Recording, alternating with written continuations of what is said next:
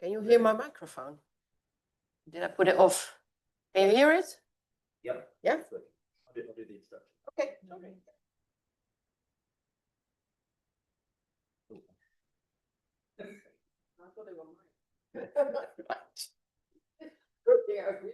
Right. Good afternoon, ladies and gentlemen. Let's get going. My name is Tim Lawton. I'm one of the trustees here, and you're very welcome to the latest in our lunchtime lecture series. I've got a few notes about the Society and some housekeeping rules. Most of the people today are watching online, so hence there'll be questions online, and we need to bear that in mind.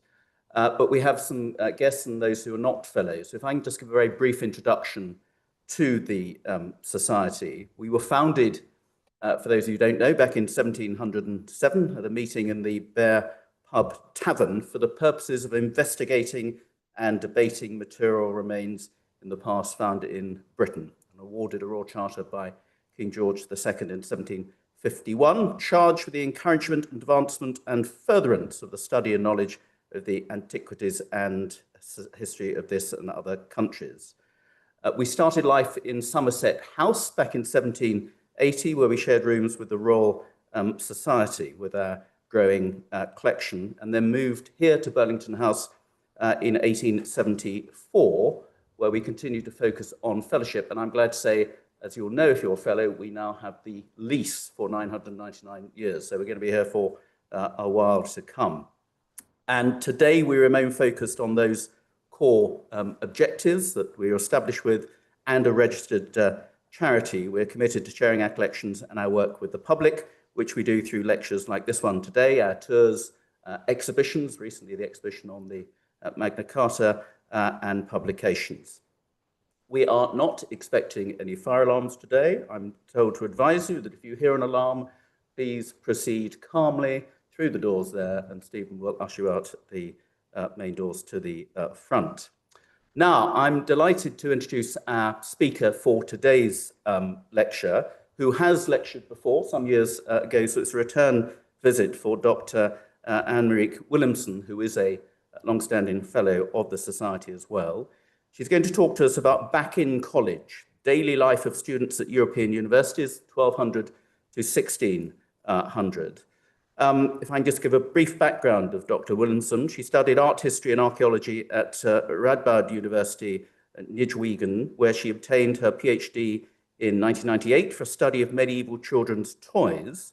And since 1999, she has been working at the National Museum of Antiquities as the curator of medieval collections. She's particularly interested in material culture, also as a phenomena and everyday life in the Middle Ages, with an emphasis on children, play, education, and fashion in the past. And Dr. Willemsen is also a director of the quinquennial Dorestad Congress and fellow of the Society of Antiquaries, as I've said. So I'm going to hand over to Dr. Willemsen, who will talk for about 45-50 minutes, and then we'll have time for questions both in the room and online, and we endeavour to wrap up within the hour by 2 o'clock. So without further ado, Dr. Willemsen.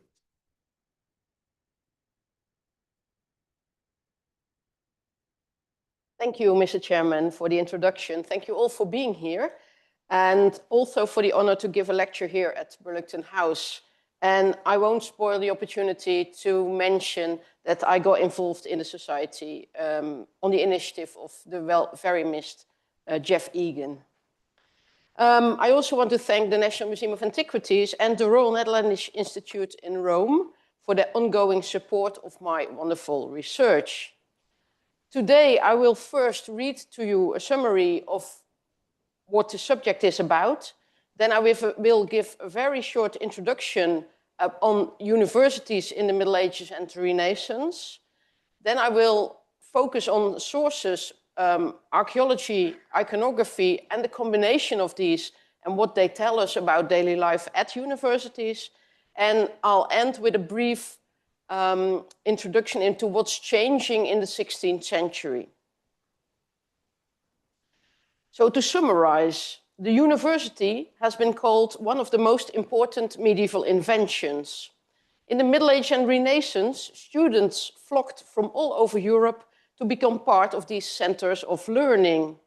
Initially, they went to Bologna, Oxford, and Paris, but by 1500, there were already more than 70 universities in Europe, of which 8 in the UK.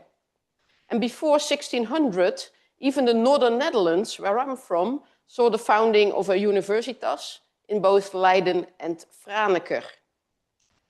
Students came to universities in the wake of famous professors, but they were also drawn to student life itself. They lived in colleges or boarding houses and needed clothes, food, stationery, and textbooks. They attended new lectures in anatomy theaters and botanical gardens. They played sports and games, drank, sang, and gambled, pursued women, and got into fights. Their presence transformed villages into university towns, usually still well recognizable as such.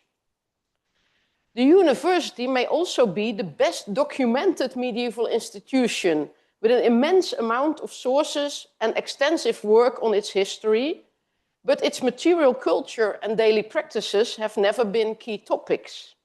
Therefore, my multidisciplinary research focuses on student life. Archaeological finds and objects preserved in university collections, artistic depictions of lectures, teachers, and students, and commentaries on instructions contained in written sources provide a detailed picture of how students dressed, what equipment they used, what their rooms looked like, and how they filled the hours between and after lectures.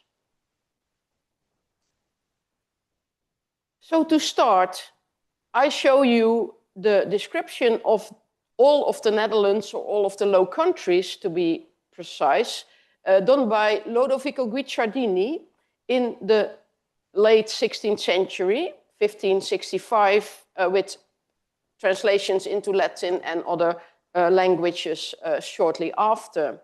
And his comment on the state of knowledge in the Low Countries is, as you can read, there are lots and lots of people well versed and educated in every faculty and science, among which there were and are, as I met some of them personally, well-known writers. Moreover, a large part of the people have some knowledge of grammar. It seems that almost everybody, even the peasants, at least knew how to read and write. Guicciardini is amazed by this. It is a bit different from the situation he is used to at home, where learning was more privileged.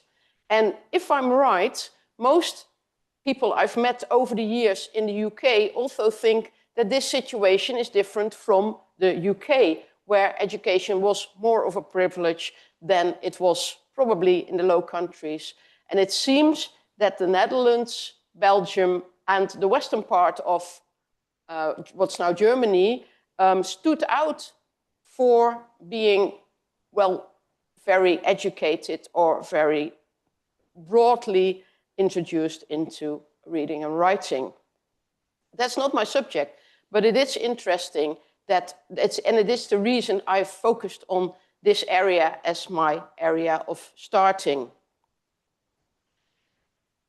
Then the university is a big invention, a legacy of the Middle Ages, and much work has been done on it as well. So there's the very good work, the overview work of Hilde de Ridder Simoens, History of the University in Europe, in 3 parts. Then there is, of course, by country, there's a history of every single university, and it's done again often for a new anniversary, like Leuven this year. And then there's also dedicated societies and dedicated journals to the history of universities. To be honest, all of this is basically historically driven. I mean, written sources driven. And I hope that my research stands out in doing it a bit different. So I came to this topic through another book that I did in 2008 called Back to the Schoolyard, which is about the daily practice of secondary education, grammar schools, things like that, primary and secondary education. So you could say my present work is following up on that. And my key themes have been and will be material culture, approach to case studies in a multidisciplinary approach with a prominent role for archaeology and art history, which makes it a bit different from what's already there. So then, the shortest introduction ever to medieval and Renaissance universities, which is a complex phenomenon. A university is a society of learned men. Universitas is the body, and the place itself is a studium. So a university is not a building. The language of medieval universities and Renaissance universities is Latin. That made them cosmopolitan, supranational. Students could move to any university they wanted to go. They went there after Latin school, grammar school, when they were about 13, 14, 15-year-olds. But there's usually a minimum age for taking an exam, which may well be 18. So you could be there for a while before you were allowed to take an examination. But there's no minimum age to start listening to lectures at the university. If you're doing exams, you first take a baccalaureate, then you become a Magister of Artium, a Master of Arts, and the real degree would be medicine, theology, and civil or church law, and those 4 faculties, so law, medicine, theology, and arts, make up a university. And it's our criterion as well to name something, to call something a university. It has to have those 4 faculties. What we see when we look at the students is that many of them never took an exam. They never earned a degree. So they remained without official proof of their learning. Most never went beyond the arts faculty, but it didn't hold them back for becoming teachers, clerks, getting a career in medicine, a career in law, a career in theology. So the focus we have, or the preoccupation with the paper that says that you did this, is not medieval. Of course, students are a minority in society. They are exclusively male, and they are a specific age group. They have their own hierarchy, their own jurisdiction, their own rituals, their own spaces, and not to forget their own sexual life, which make them often a threat to the established order. And you know this by the town versus gown problem. But this was serious, and you see that returning. The big 3 then, in the Middle Ages and Renaissance, in the Middle Ages, were Bologna, Paris, and Oxford. And you see their seals, respective seals, here. And they are not only the big 3, the sort of examples, but they also are the archetypal universities because there are 3 different systems. So Bologna is a university of students. They ran the university and they dictated what they wanted to learn. Paris is a university of masters. They were often attracting students to their university. It was more driven by the teachers, you could say. And Oxford is a college university. So the hierarchy is within colleges. There's professors, teachers, and students within a college. To complicate matters, at the end of the Middle Ages and in the 16th century, every single university had colleges, had a sort of system. So there's changes within 4 centuries, of course, as well. To see the focus, Bologna is a university for law, Paris is a university for theology, and Oxford was the university for the arts. And that also means that you went to these colleges if you pursued a different career. So you went to Bologna if you wanted to have a legal political career in Italy. You went to the University of Paris if you want an ecclesiastical career. And you went to the University of Oxford if you wanted to become a teacher. Basically.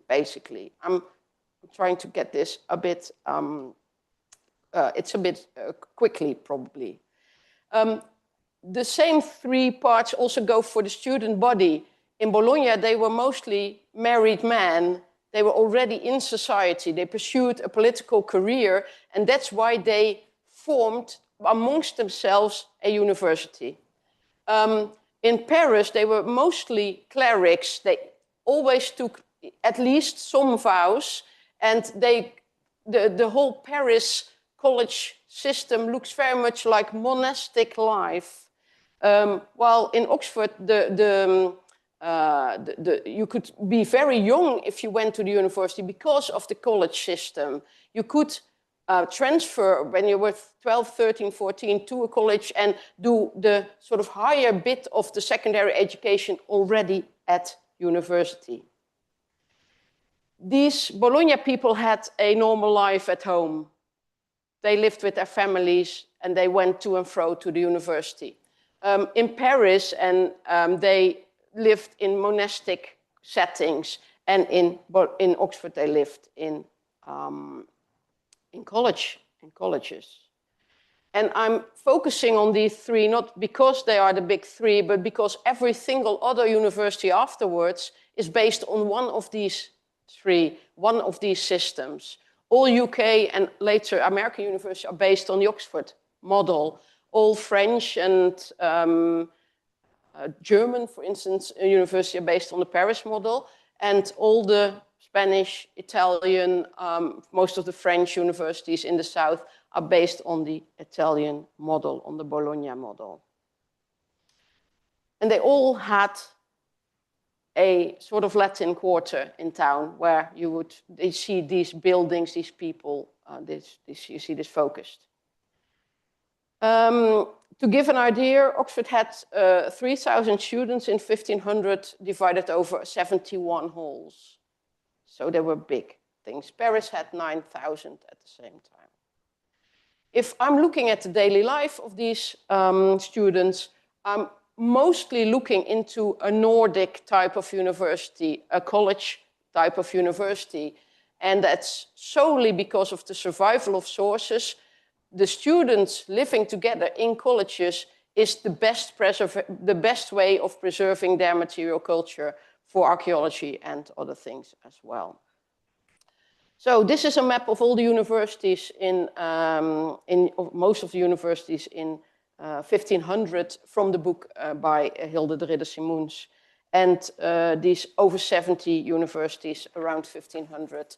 And you know probably by head that there's 4 universities in the UK before 1300, or 5 if you around 1300, and then the Scottish ones are 15th century. The first wave are those 3. Then there is the second wave of groups of university based on one of the 3 models. But there's also a third wave of university foundations, sort of from 1400 onwards. And they are sort of national foundations. So every country, every king, every duke wants to found their own university. And then you see the first one in Sweden, the first one in, you see a lot of first ones just after 1400. And there is a fourth wave, I would say, although you never find that really in the books, which are basically sort of end at 1500. But as I'm also covering the 16th century, you see a fourth wave there, which is basically religiously based. So these are foundations of Protestant universities, Reformed universities, Church of England universities, Counter-Reformation, Reformation, Counter-Reformation. So a lot going on. If I look from the point of view of a student, for instance, from Amsterdam, then around 1200, the start of the period I'm looking at, they would travel to Bologna, Paris, or Oxford and return a master. Around 1400, they would only travel to Cologne in Germany or to Louvain in Belgium, and they would be able to go back home for Christmas. And around 1600, they would only travel really shortly to Leiden or Franeker, and they would never be out of their parents' eyes. So these different moments also account for different student lives as well. Students were an asset to a city, and universities also became a tourist attraction avant la lettre. So students made an academic pilgrimage rather than a grand tour and visited famous universities, trying to study a bit everywhere, especially with famous professors. And they also kept books with notes and signatures of famous academic people. And those towns are still recognizable as such, much of the more or less the same idea: clustered buildings, small coffee shops, cheap food, bars, gyms, second-hand bookshops, brothels. So a student quarter would still be quite recognizable, and a medieval student quarter would be still recognizable for students today.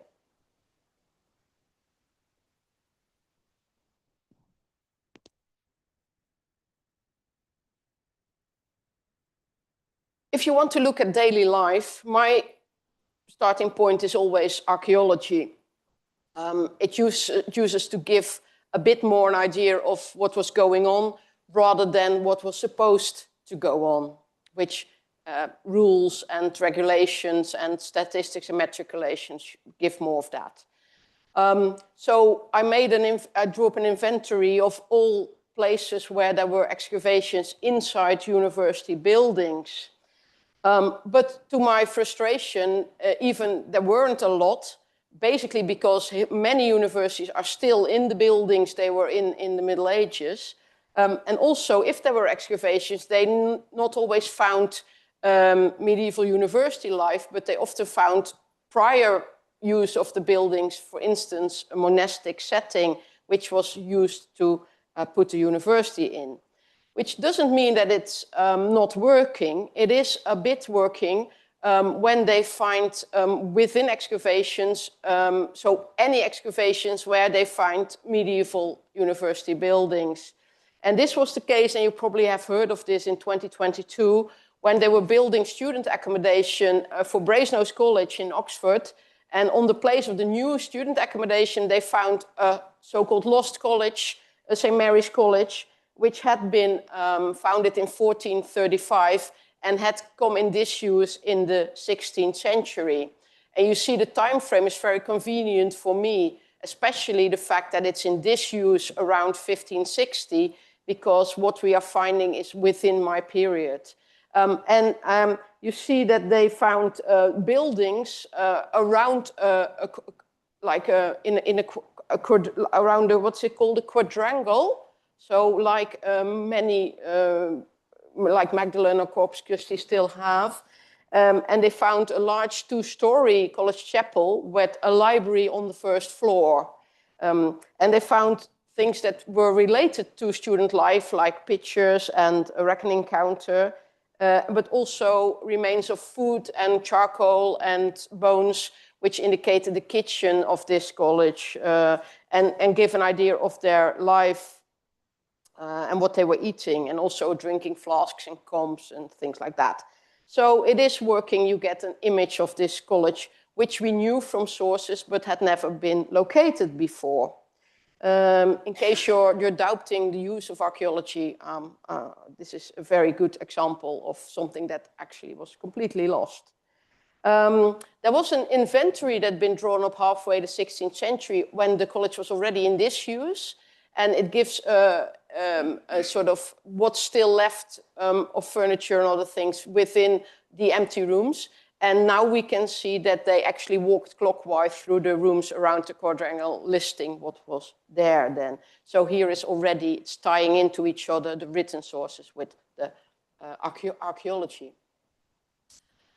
My favorite case study, and I'm only doing one, for this archaeology giving an idea of daily life is the University of Uppsala in Sweden, which was founded in 1477. The first university in Scandinavia, in the Nordic countries. And the students lived on an island in the town from the foundation of the university well into the 17th century.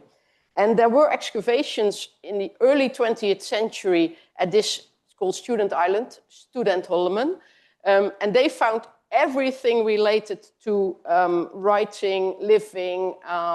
So they found ink, they found pens, they found weaponry, which is interesting because you weren't allowed to wear weapons on the student island, but they still found them. So they gave, and they also found remains of shoes and of clothing. And so there was quite, they also found, for instance, cats and dogs, by the way, that have been rummaging around the college. And they also found, they also could tie the excavations, we could tie to sources preserved from the university. For instance, notebooks kept by one of the students from the first semesters onwards. Let's see. There were also pipes and bottles, and also broken window panes so there was they were listed in we found them, but they were found in the excavation, and they were listed in the sources directly after the costs of meals. There were costs for broken windows. So these notebooks from the first university semester onwards are kept in the Gustavianum in the University Museum, and they are from this Olaus Johannes Gutto, who's from Gotland, and he shows up a bit later in 1506 as a monk in Vadstena. And they still call him a Magister Artium, so Master of Arts, when he is on a later part of his life, spending in the monastery. And he died in 1516. And the volumes are written partly apart, and they were bound together a few years after college. And it does betray a system of copying paesia. Paesia are parts of academic texts that you could borrow to copy and give back as well. It also lists the professors he has, and you can see that this new university, when it was founded in 1477, got their professors from everywhere and nowhere, from Rostock, from Siena in Italy, from Mechelen in Belgium as well. And Olaus Gutto spent at least 18 semesters in Uppsala without taking the exam. And again, this may not be because he's lazy, but because he's young. We think that he's attending lectures already when he's still in the cathedral school, so in secondary school. And he probably took the first academic exam as soon as they let him to. It ties in pretty well with a 2010 find of a gravestone of another person called Johan Albrechtsson, who is from Västerås, who died in 1495 while at university in Uppsala. And as you can see, the stone mentions that he was a student when he died. So we see that, and we will see that again, being a student, being at university is also part of your identity. It can be a very determining part of your personal identity.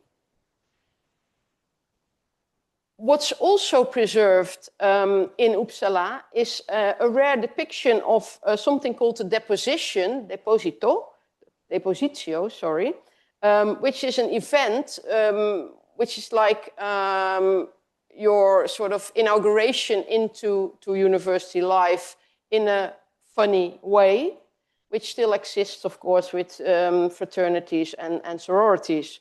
And there's a description, which I will read. The deposition was an event every new student had to undergo. He was dressed in multicolored robes, horns, donkey ears, and pig tusks, and was pushed with an axe before a jeering audience.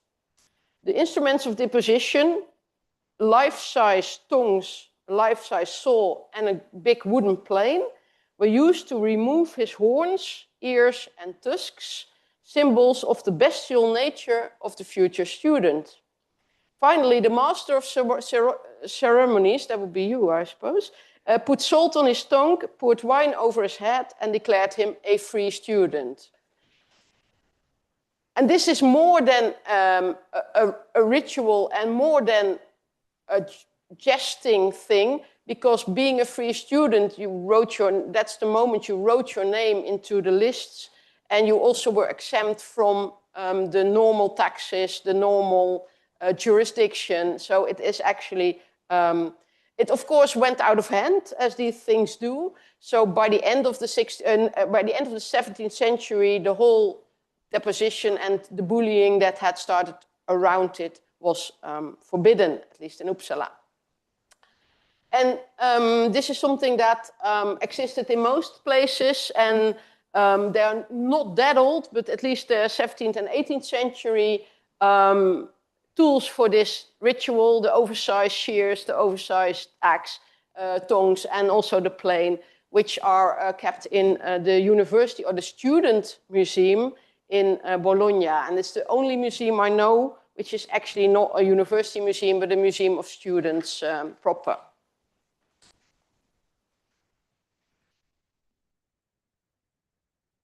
A few reflections on material culture of things I'm following up. One is that archaeological finds of certain objects related to reading and writing and showing off that you're at university seem to be related to these universities. You see that, for instance, in Pisa, where this type of nice desktop ink and writing set suddenly gears up in the archaeological record after the founding of the university in 1343. We see also in the second row the Cri de Paris, which is a set of prints of street sellers, street vendors in Paris who shouted their wares, and there's written what they were shouting. And then we see from this group of images that the city had, there was a market for second-hand books, second-hand berets, refilling of inkwells, refilling of flasks and things like that. So in this street life of this town, the student life would be part of that as well. And then, and I've seen it, there is a big chest still in the Cambridge, in old schools at the moment, which is around 1500, which is a chest which used to, according to tradition, keep all the pecia, so the parts of academic books that you could borrow to copy. And you had to leave something behind as a safekeeping if you took out a manuscript or a part of a manuscript. And because not everybody gave everything back, there's lots of things that were in this chest when it was first inventorized, things that students left behind as a token that they, as a sort of, yeah, as a, to guard that they took something away. So there were rings, there were coins, there were other books as well. Right.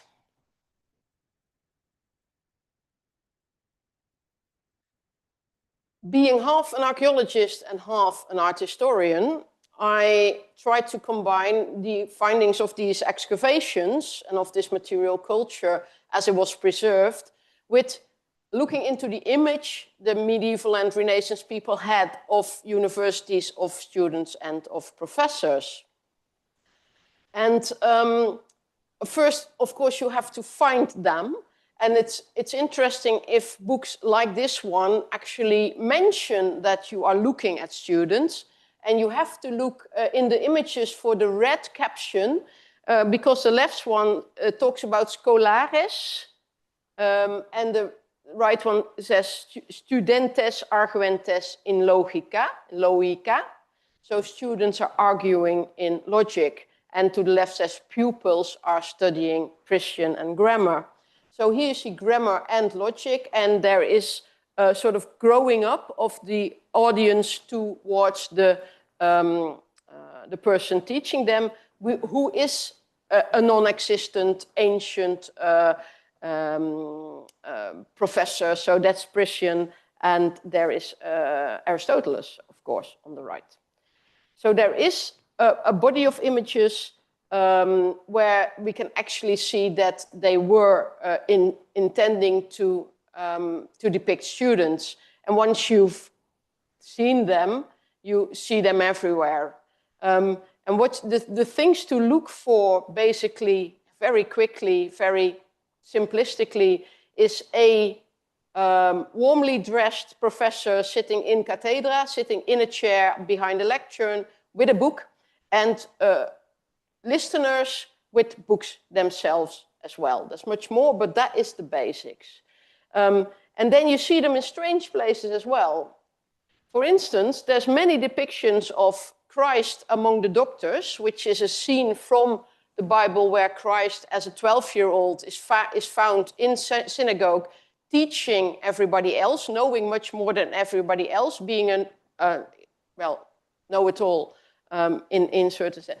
And in these images, you see lots of professors, lots of, and they all are dressed in the clothing of a faculty, which sort of give them together. There's like everybody from every faculty, and that's what they are surveying as well, purveying as well, is that Christ is, of course, his knowledge is better than everybody else's. But once you start looking, you will see that there's students, there's youngsters, neatly dressed youngsters with books in most of these images, and they are meant to be students. And if you look at the Pinturicchio on the bottom left, the guy standing sort of in the left there's two young guys with books. They are supposed to be students, and they're in his work everywhere.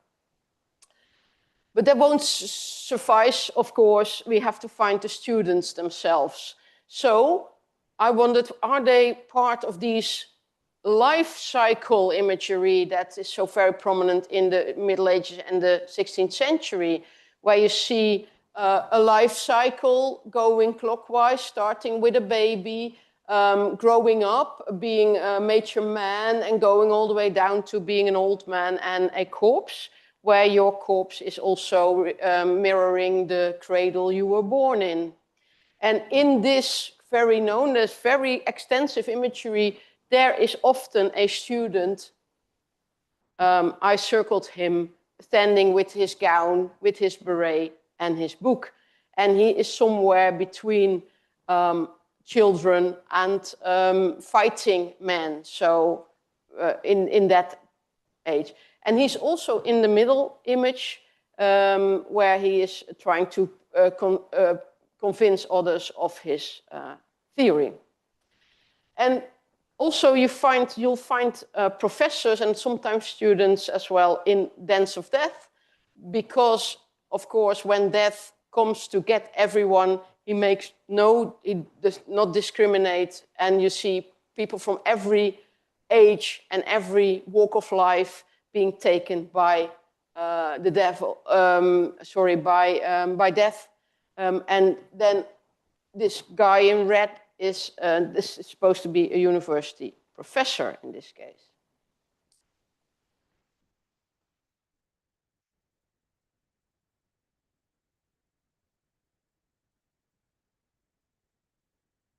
And what I also want to say is that these images make students and professors into groups in society, so they're recognizable specific age groups and social groups or professional groups in society. There are students, of course, in what's called The Ship of Fools, which is a very popular book in the northern Netherlands, at least, and in Germany, and much further. It's also in Latin and also in English, and in the 15th and early 16th century, which shows everything you can be a fool in. And of course, the first one is on your right is the person who studies books which are useless. Von Unutse Bücher. And it shows a well-known image of a learned man sitting in a cathedra, in a chair, behind the desk filled with books, working, studying, researching, of course, totally useless, because in the end, what's knowledge do for you? And you see this becoming a very much printed image where there's a change halfway the 16th century when he's starting to wear useless glasses, to wear his useless books.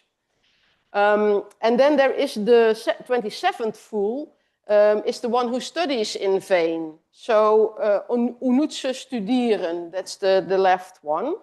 And it says in German, wer viel studiert, wird ein Fantast, meaning whoever studies a lot becomes a fantasist. And it gives a very typical, stereotypical impression of students who actually learn nothing useful. So in both German and in Latin, there's a pun on the kappa, the student hat, and the fool's cap. And it says that, it concludes that these young people, they go to all the famous places where all the famous universities are, and they all come home in shame with all their money spent and having only learned how to order wine in Latin. So they say, yes, the student cap has bells. If you go into images of professors teaching, my favorite ones are where there's church fathers depicted as teaching at university. So there's St. Ambrose, St. Jerome, St. Augustine, Gregory, Thomas Aquinas, the doctors of the church. And it was part of the way medieval and Renaissance people imagined their lives, that they had studied because they were considered a scholar or even a doctor. And so they had to be university doctors, university professors. And these give wonderful images. And I've only given you this one, but there's lots of them. This one is in San Gimignano in Tuscany, where there's the St. Augustine's Church, and you see St. Augustine depicted by Benozzo Gozzoli, where he studies at the University of Carthage, that's very worn, but where he teaches as a professor at the Sapienza in Rome, according to the inscription. Of course, the Sapienza didn't, not yet exist, but it doesn't remain. And you see that his audience, they have various colors of dress and various types of hats. Again, this shows that they're from different faculties and that he's teaching like the whole world. So you can imagine that if you take all these images together, you get an idea of what is considered typical for students and professors. And you see that also on their tombstones where they're still teaching. They're still sitting in their academic robes in cathedra with a book on their lectern, teaching groups of students that are in front of them. There's often an usher as well, a pedal, who's sort of the symbol of the autoritas of the university. And you see them in very different countries, depicted all the same.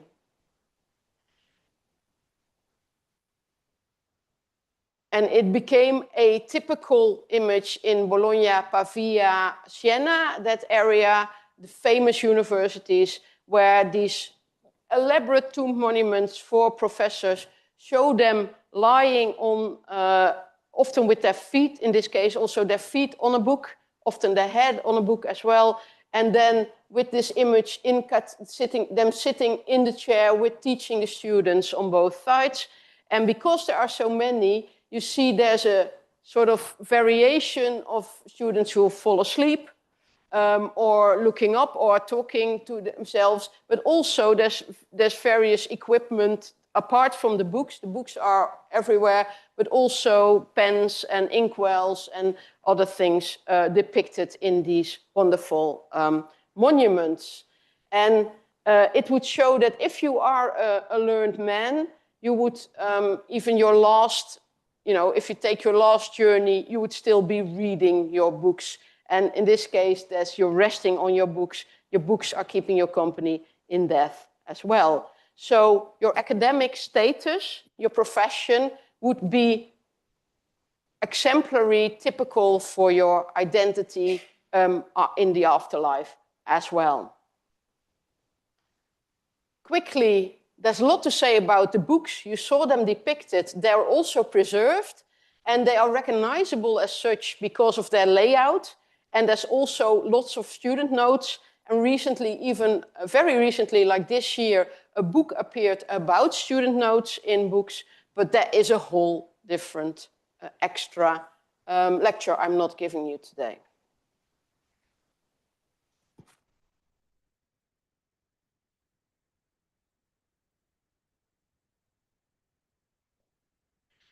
Okay, when you combine the sources you saw, so the written sources with the archaeological finds, the material culture preserved above ground, like the university chest, and also the depictions, you get a glimpse of daily life as it was, especially within the student houses where students lived and worked together. My chosen case study is the student house of Portacelli in Rostock in Germany, which was only there for like 50 years in the end of the 16th century, and had its heyday then. It was one of the universities typically of the Reformation, which sort of lost most of its popularity with Counter-Reformation.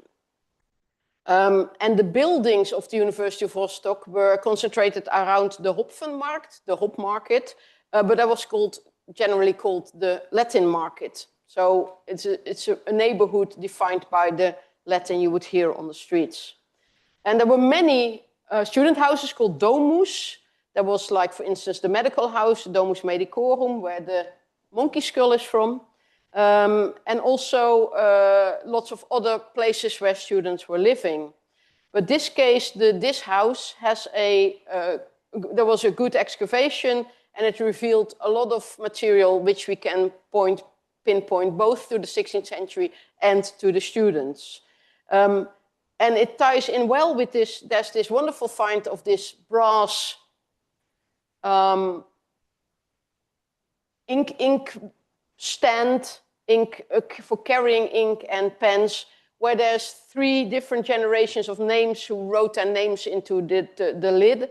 So this was an object that was obviously passed on from one student to another. The finds, these are all from the latrines from the student house. And it has the material has all been dated also dendrochronologically, so on the wood from after 1536. There were 20 to 40 people who lived in this house, and there were 15,000 artifacts recovered. 32% of them were textiles, about 5,000 pieces, small pieces, probably used as toilet paper.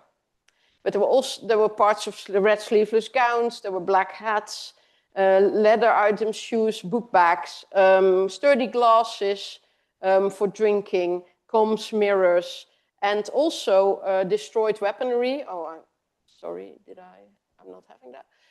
There's destroyed weaponry, which may account for them being taken from students as well. And they combine the finds from Rostock very well with the statues preserved, eliminated statues from a same type of college in Freiburg im Breisgau from the end of the 15th century, which is sort of telling the students what they should and shouldn't do. So they should make them get up early, still sleepy, make your bed, set the table, wash the dishes, close the library behind you. Lots of these rules. But it's interesting when you start combining the stuff. Like the statutes say you cannot wear arms. But these are some of the knives and also broken, bigger weaponry found in Rostock. So you couldn't, but they did. Why did they? Because wearing arms is also part of your identity, especially when you're noble. So you don't really want to give that up for being a student. So there is a conflicting bit of identity that went on. Of course, the people who are in charge are very strong on the weaponry thing because that causes problems. It also says, of course, that you can't play musical instruments, that you can't play cards and dice, and also that you cannot let me see the exact phrase, you cannot let, vile women into the house, into the student house. Of course, he is doing that, right? He's not sending her away. So again, there's finds of pieces of musical instruments, there's dice and counters and stuff, And also, we don't find the remains of what happens with the vile women, but we do find sometimes women's like hairpins and stuff in these student houses, which might be related to the women who, yeah, maybe cleaned, but also maybe came to do other things there, even if the rules say you couldn't. And the drinking, that is generally forbidden.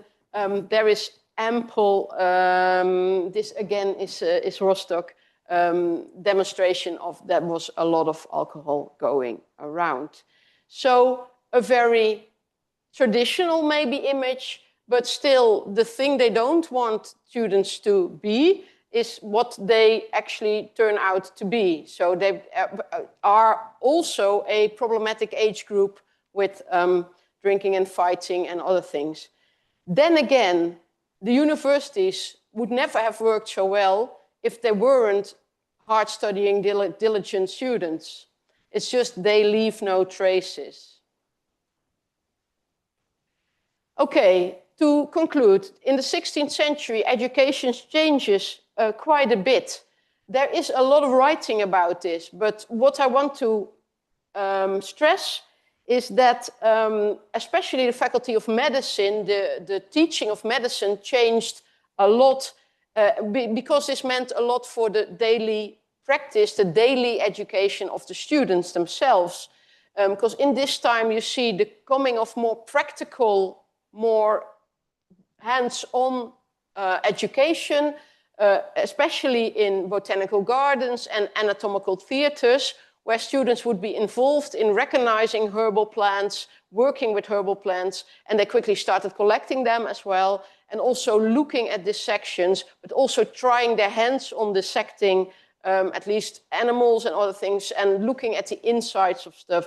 So education quickly became more practical, and this was very, very popular very quickly.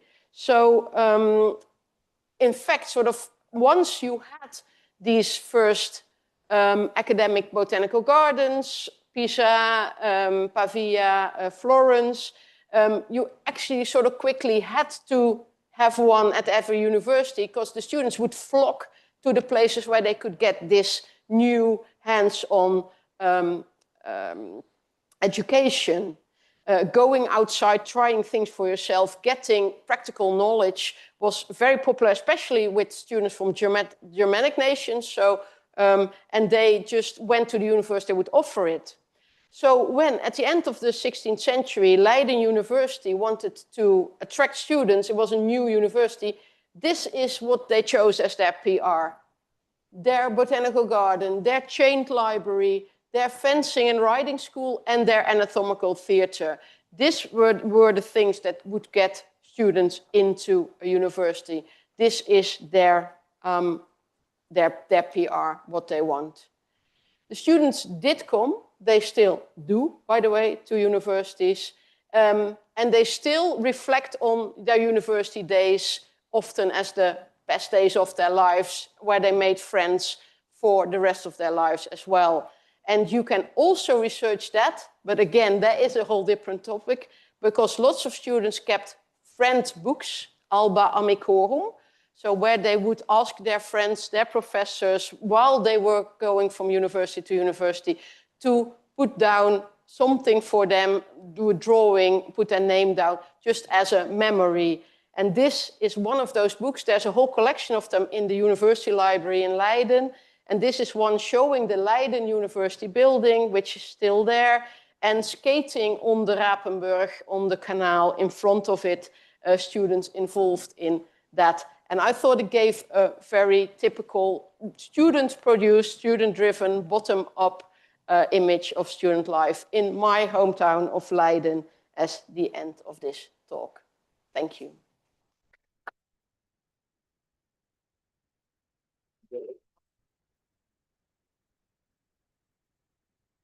Dr. Willemsen, thank you very much for a fascinating lecture. It's refreshing to see that sort of sex, freshers, initiation ceremonies, mead and mayhem had its origins back in medieval times, so not much changes. Do we have some questions? First of all, in the room, and then we'll go online as necessary. So I saw you first, and then over there. Can we wait for the microphone so we can hear online? Let's go to the lady there first. Sorry. I'm Anne Benson. I'm researching University of Cambridge and how the land associated with the different colleges has been used by students and professors across time. Thank you very much indeed for your talk, Anne-Marie. It was excellent. Could I just pick up, you started to talk about land usage. The canal was right at the end of your talk.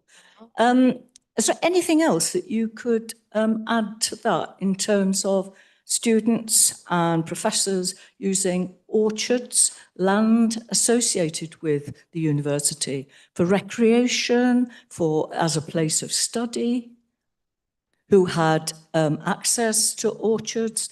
Could some students pay more for their fees and have access to fellows' privileges of accessing orchards? Is there anything that you might like to add to that issue? Thank you for that question. I have not looked into this. I'm pretty sure it will have been looked into for various universities. It's not something I can research with my kind of sources. Of course, you do in these regulations, there's access issues to like the library, to the courtyard, and there's curfew things, but I have not been researching that specific topic. Thank you.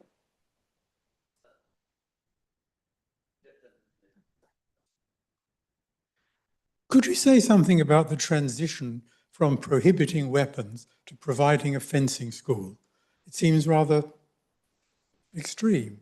No, I think you cannot wear boxing gloves into college, but you can wear them when you're boxing. So it's two different things. This is about prohibition of carrying arms in the student house and not in general. Because in general, it would be hard to actually prohibit that because it's also part of the rights you have as a free male in many cities to carry at least a small sword.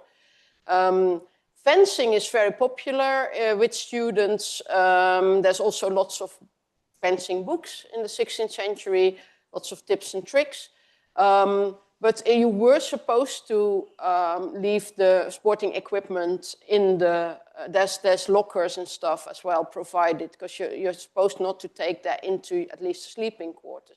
Of course, this is where it goes wrong, when they're taking stuff home, or when they challenge someone to a fencing thing outside the fencing school, in like outside the town gates, and somebody gets killed. They're officially not within their university jurisdiction then. So then they have to be treated by civil law, which they don't want to, because that's always much harder than student law is. So there is the difference between what's allowed in certain places. Thank you.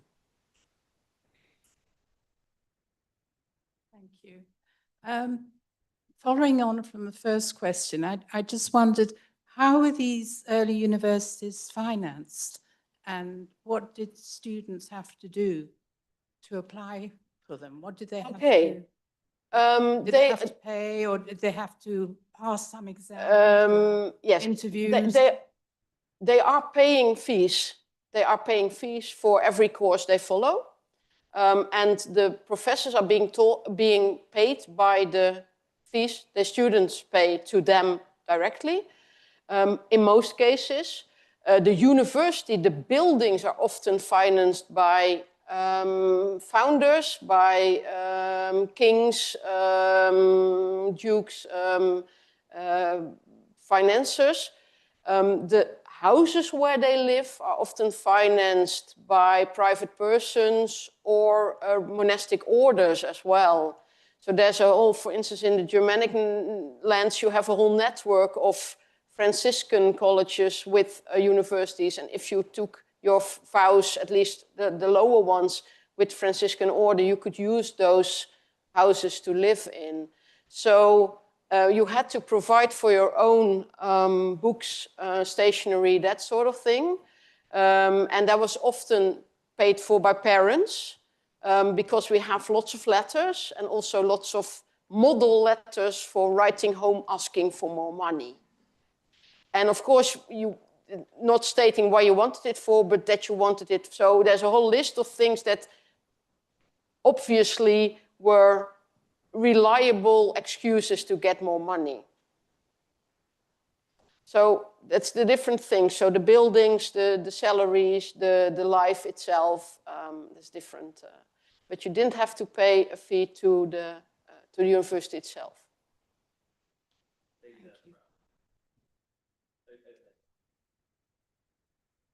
Thank you. Did you come across any evidence at all of any women ever attending lectures? Not until the 17th century, when there's famous cases, at least in the Netherlands, for instance, Annemarieke Willemsen, who was allowed to attend lectures, but she had to sit behind a curtain, because otherwise she would be a distraction for the rest of the audience. It's interesting, there's a lot, it's not allowed for females to go to university until, well, it differs country per country, university per university, but at least not until sort of the 19th century. There is sometimes exceptions. There's also legendary exceptions, and that's a whole topic in itself. There is, for instance, medieval teachers, female teachers at the University of Bologna.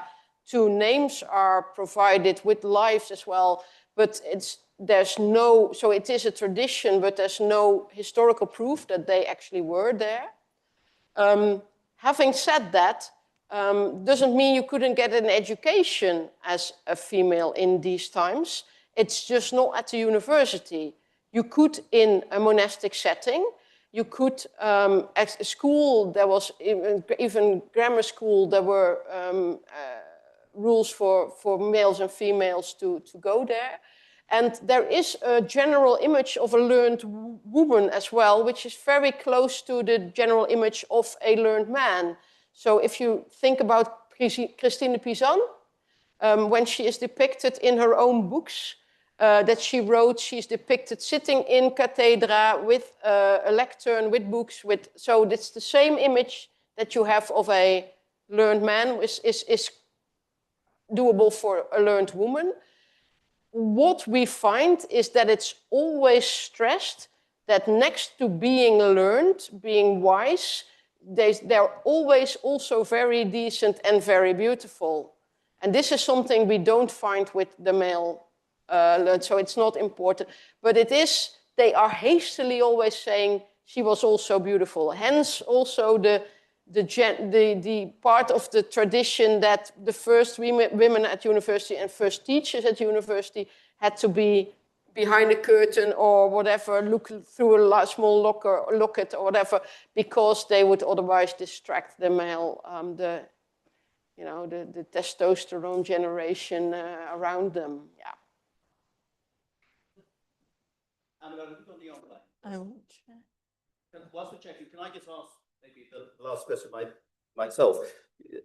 Doctor, you talked about the all the lessons taught in Latin, whatever the countries, so there's greater cross-fertilization. Yeah.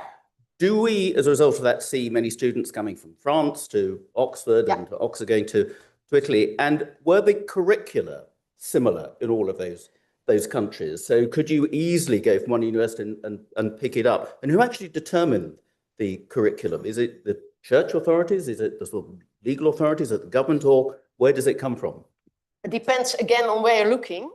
In Italy, the students determined it themselves. They decided what they wanted to learn, and they attracted professors to teach them. Of course, the founders of universities, when they were kings or dukes or whatever, they get involved. So they try to instigate professorships in certain topics, certain areas. They also try to get certain books banned and other books in and stuff like that. But in the end, it's not a fixed curriculum that you had to start and end. They were sort of building up knowledge. So they were taking a course here, taking a course there, and deciding basically for themselves when they were ready to take an examination.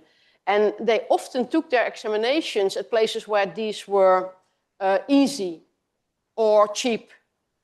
Because there is money involved in not taking the examination, but there's lots of things around it. You have to pay the professors who are there. You have to give a dinner party, drinking for the whole college. So there is costs involved and presents you have to give. So there's costs involved. And so they often, sometimes when they have been traveling around, and we have some of these notebooks, some of them have been at 12 universities. They take their examination at a place where it's cheap or easy, which is interesting because there is small universities who have long lists of people taking their exam there, and they used to boast about this. We were a very important university in the Middle Ages. Well, actually, no, you were an easy one or a cheap one.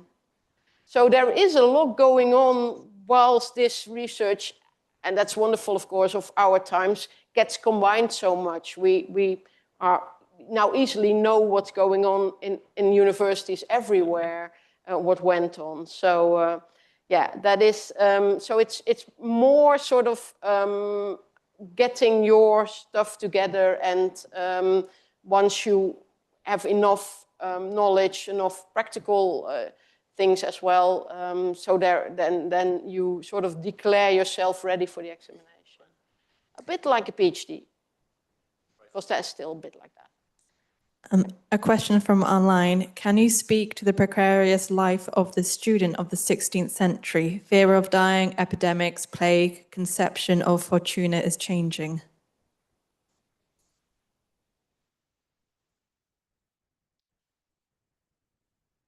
I'm not... How risky was it? It's about getting diseases. Or is it about learning about diseases? I think it's a question about sort of life in medieval times with sort of dying common, that kind of thing. I don't think it was more hazardous than being something else in the same time, which is not different than being something else in any time. But we do see that this is a generation, an age group, which gets into trouble. For instance, they get, there is instances where they eagerly join ranks when the town has to be defended, which would put them at more risk. You could see that they probably were more at risk for certain diseases because they are living in close quarters with lots of other men. So maybe comparable with people in the army who would probably be more at risk. But I would put it more down to their lifestyle and the age coupled with their age group, and also the bravery that goes with that sometimes. Then that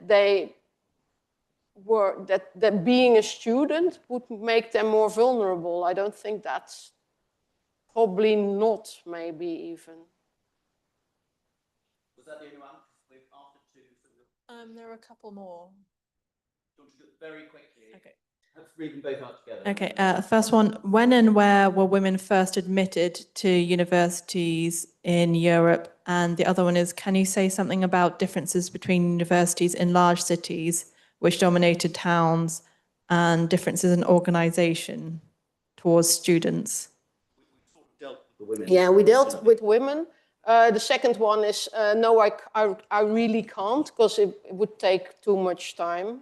But of course, there's size differences, there's regional differences, there's differences to the flavor of being somewhere or being elsewhere.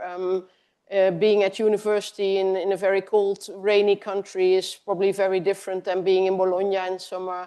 Yeah, so there is lots of differences.